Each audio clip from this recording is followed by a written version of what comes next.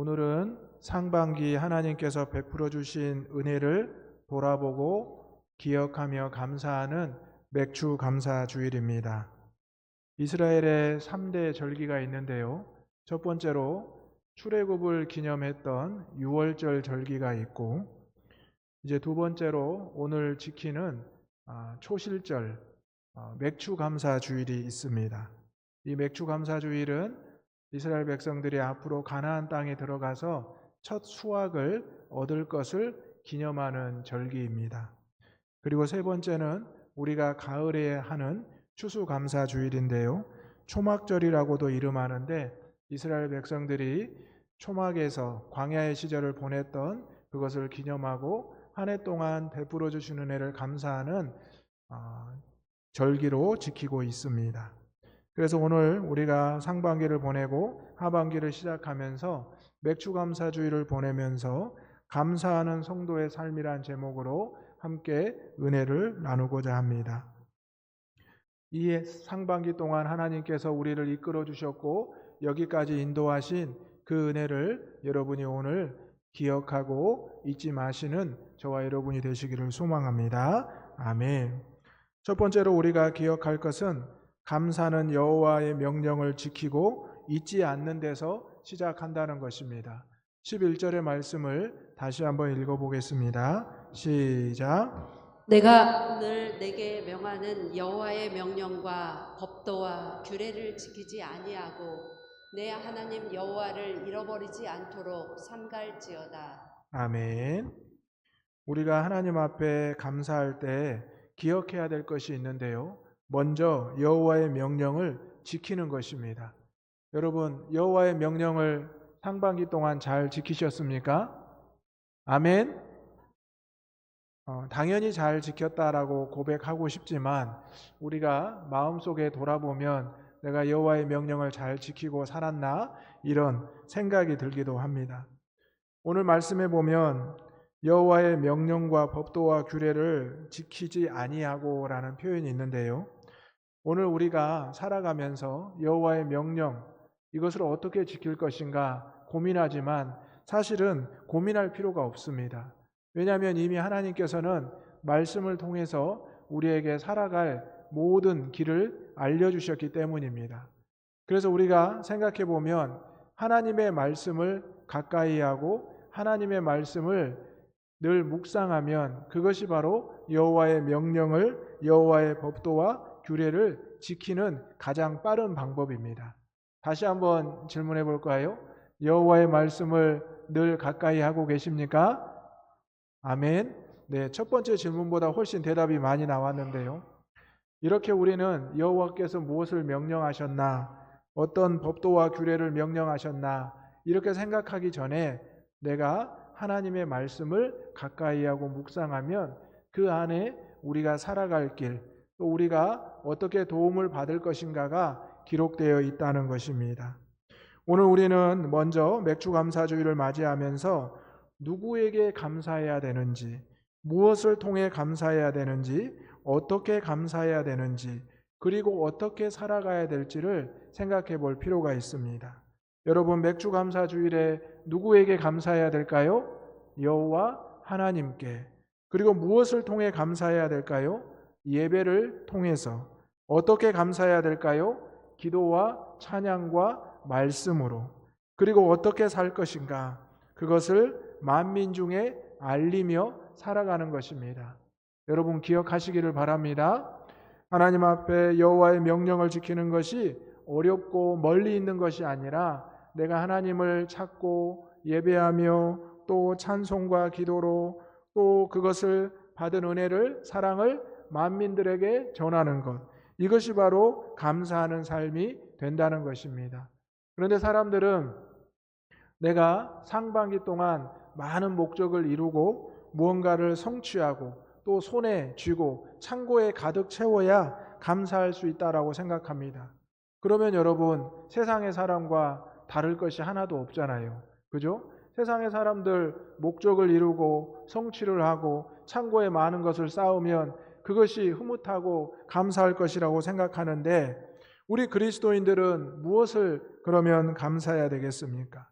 하나님께서 함께 하셨고 하나님께서 붙잡아 주셨고 하나님께서 인도하셨다. 그것 하나만으로 우리가 감사할 수 있는 것입니다. 오늘 말씀에 보면 이제 내 하나님 여호와를 잊어버리지 말라고 하는데요. 감사하는 것은 하나님 여호와를 잊어버리지 않는 것입니다. 잊어버리는 것에 두 가지 의미가 있는데 첫 번째는 우리가 시간이 지나면서 어쩔 수 없이 잊어버리는 것들 있죠.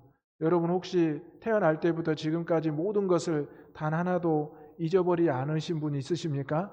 내가 태어날 때 엄마의 목소리, 아빠의 목소리, 내가 1살 때, 2살 때, 10살 때, 20살 때 다 기억하시는 분은 없으시죠? 아마 그것을 다 기억할 사람은 없을 겁니다. 두 번째 기억을 잊어버리는 것은 무엇이냐면 내가 의도적으로 그것을 잊어버리려고 하는 것이라고 합니다. 여러분 오늘 하나님께서 말씀하신 잊어버리지 말라는 것은 두 번째를 의미하고 있습니다. 우리가 어쩔 수 없이 시간이 지나서 잊어버리는 것들 말고 내가 지난 상반기 동안 하나님 중심으로 하나님 은혜로 살겠노라 연초에 다짐했었는데 어느 순간부터 하나님을 내 마음의 중심에서 밀어내고 하나님 중심이 아닌 세상 중심, 물질 중심으로 살고자 했던 그 모습이 여호와 하나님을 잊어버리는 우리의 모습이었다라는 것입니다.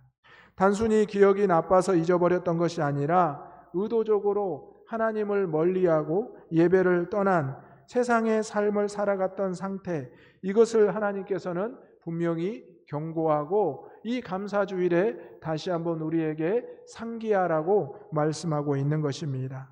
여러분 이제 상반기는 지났습니다. 이제 하반기가 시작이 되었습니다. 우리의 마음 가운데 여호와의 명령을 지키고 여호와의 은혜를 잊지 않고 살아가기를 주님의 이름으로 축원합니다. 아멘. 오늘 본문의 배경은 이스라엘 백성들이 이제 광야의 시절을 다 마쳐가며 가나안 땅으로 들어가기 전에 하나님 앞에 말씀을 듣는 순간입니다. 지금까지 광야의 삶을 돌아보니 이스라엘 백성들에게 험한 시간과 은혜의 시간이 공존했습니다. 여러분 지난 6개월 동안 좋은 시절만 있으셨습니까? 험한 시절만 있으셨습니까? 정말 기쁘고 행복할 때도 있었지만 정말 힘들고 어려운 때도 있었을 겁니다. 그런데 이스라엘 백성들에게 광야는 이 두 가지가 공존했던 시간들이었습니다.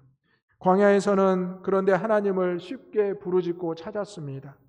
물이 없을 때 하나님께 부르짖었고 먹을 것이 없을 때 하나님을 찾았습니다. 오늘 이스라엘 백성들이 광야에서 하나님과 떨어질래야 떨어질 수 없었던 것을 우리는 기억합니다. 그런데 가나안 땅은 어떨까요? 하나님께서 가나안 땅을 어떤 땅이라고 하셨죠? 젖과 꿀이 흐르는 땅.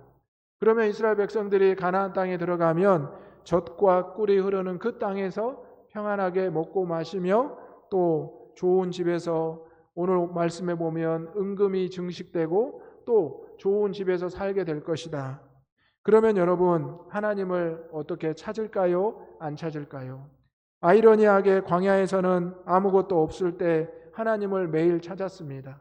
그런데 가나안 땅 젖과 꿀이 흐르는 땅에 들어갔을 때 이스라엘 백성들은 하나님을 점점 잊어버렸습니다. 말씀드린 대로 잊어버렸다는 것은 하나님을 중심에서 몰아내고 자신들의 생각과 자신들이 의지하는 물질을 그 중심에 두고 살아간다는 것입니다. 하나님은 이스라엘 백성들의 이것을 경계하면서 이것을 멀리하라고 분명히 말씀하고 있습니다. 오늘 우리가 다시 한번 1년의 중심에 이 감사주의를 지키는 것은 바로 여호와의 명령을 생각하면서 또 여호와께서 우리에게 허락하신 그 은혜를 잊지 않기 위해서입니다. 이제 하반기를 시작했습니다. 이제 우리가 내 마음에서 잊어버렸던 여호와 중심의 신앙이 회복되는 이 하루, 이 하반기가 되기를 간절히 소망합니다. 아멘. 두 번째로 우리는 감사는 교만을 경계하고 하나님의 손을 의지하는 것임을 알아야 합니다. 17절의 말씀 다 같이 읽어보겠습니다. 시작.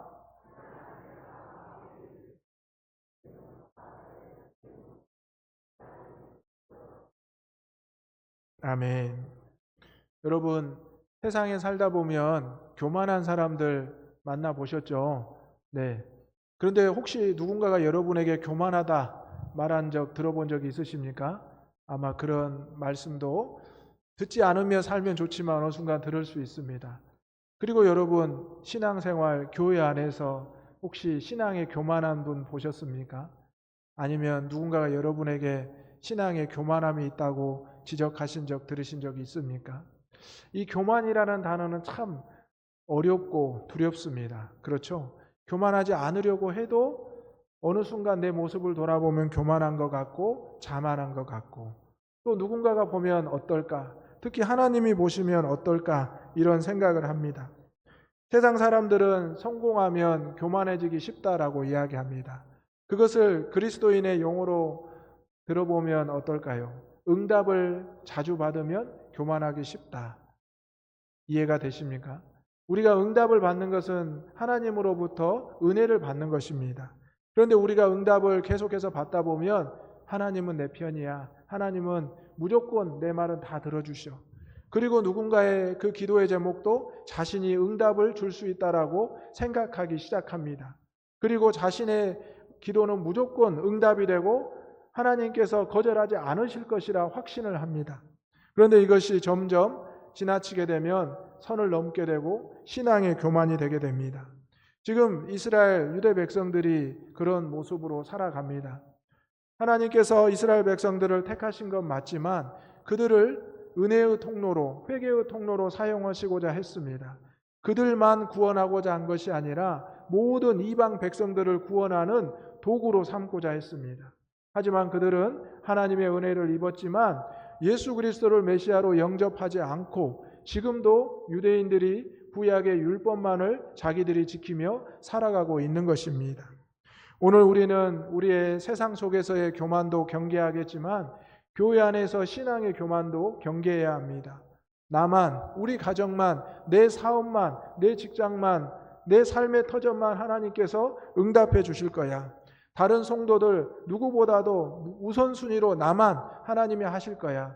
이것은 하나님 앞에 신앙의 교만이 되고 교회 안에서도 신앙의 자만이 될 수 있는 것입니다.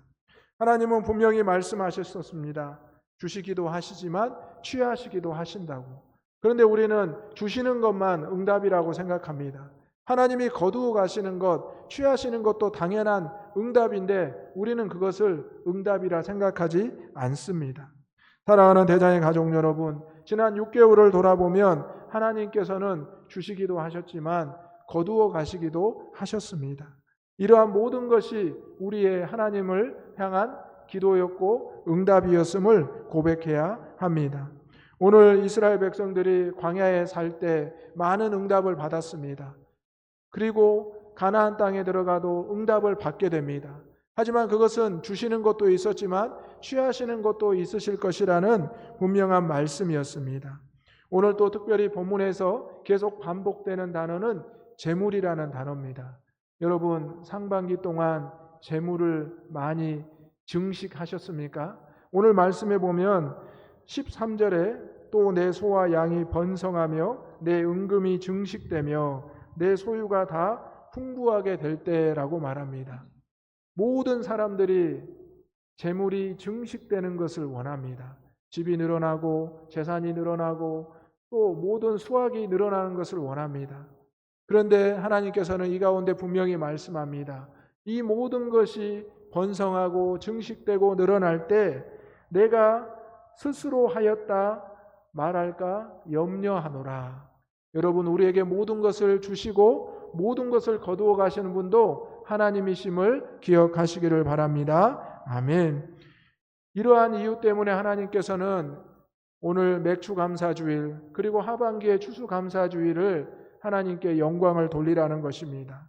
하나님께서 부족한 것이 있는 것이 아니라 하나님께서 우리의 것을 빼앗기 위해서가 아니라 먼저 모든 것을 하나님 앞에 감사하며 영광을 돌리는 훈련을 시키고 계시는 겁니다.